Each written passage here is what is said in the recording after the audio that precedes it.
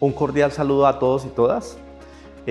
Mi nombre es Jorge Martínez Cotrina, soy el decano de la Facultad de Ciencias Sociales Humanas de la Universidad Externado de Colombia. Estoy participando aquí en la precumbre con un tema muy importante que es el cuidado de la salud mental en los contadores públicos. Es decir, el gran debate y la gran novedad que tenemos de repensarnos en las organizaciones sobre el problema de la salud mental.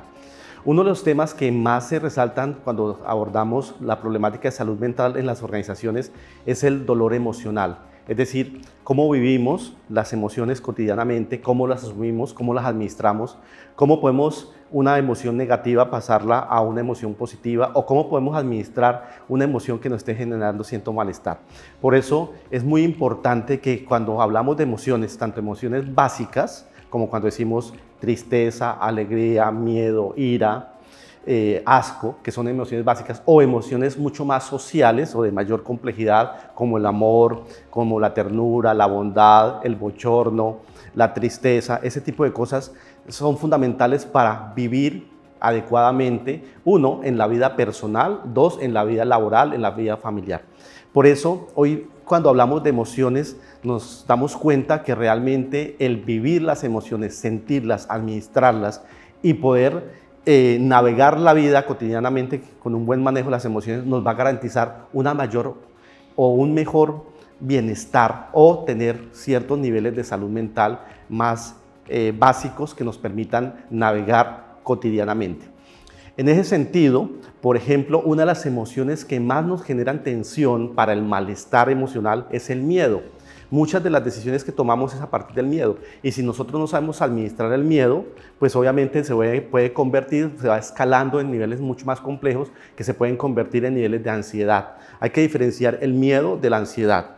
El miedo es una emoción básica, muy natural, con ella vivimos, es parte de lo que nos permite navegar en esta vida, vivir cotidianamente, pero cuando no lo sabemos administrar se puede convertir en un malestar, en unos niveles de bastante incertidumbre cotidiana y eso nos puede generar problemas de salud mental. Por eso tenemos que aprender a evaluar cuándo es que sentimos miedo y cuándo es que sentimos ansiedad. Cuando tenemos niveles de ansiedad que ya no manejamos nosotros por nuestra propia cuenta, lo más importante es saber que necesitamos ayuda. Entonces acudo a un psicólogo, acudo a un psiquiatra porque me va a permitir orientar este tipo de cosas.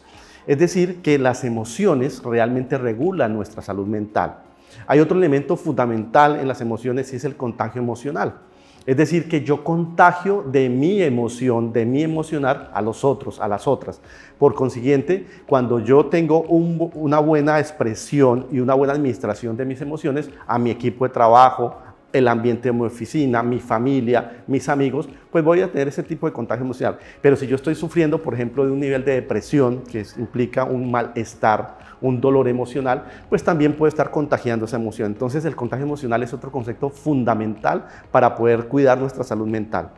Es importante saber leer contextos, saber en qué momento yo puedo administrar mis emociones, en qué momento la interacción social y los comportamientos prosocial me pueden regular esas emociones y también en qué momento yo necesito decir, necesito ayuda, necesito conversar con un amigo, conversar con mi familia, necesito conversar con un psicólogo, necesito una terapia más profunda que implique psiquiatría. Eso es fundamental, ser conscientes hasta cuándo yo administro mi emocionar, cuándo soy autónomo en ello y cuándo requiero ayuda.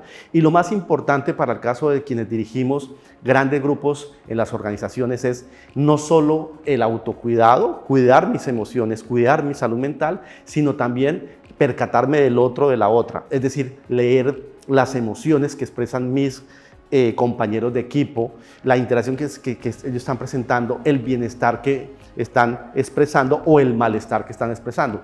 Somos nosotros los líderes organizacionales los que tenemos que también velar por el cuidado del otro o la otra, porque hay dos cosas fundamentales, el autocuidado y el cuidado colectivo, y eso es fundamental. Es decir, que tenemos que aprender a leer emociones, conocer un poco desde la neurociencia social y todo lo que se ha desarrollado a partir desde el punto de vista neurocientífico para poder dar cuenta de esto. Cuando nosotros tenemos un buen dominio, un buen manejo, una gran expresión de las emociones básicas y las emociones sociales, vamos seguramente a tener una buena expresión y un buen nivel de salud mental. Cuando dejamos que nuestras emociones se deterioren y no las administramos adecuadamente, vamos a entrar en procesos un poco ya de carácter patológico, que implica obviamente una cuestión más terapéutica. Por eso es importante que en la familia en las organizaciones, yo como individuo, con mis amigos, con mi ámbito social, tenga una buena administración. Entonces, importantísimo como factor elemental y constituyente de una buena expresión y una buena vivencia de la salud mental, las emociones.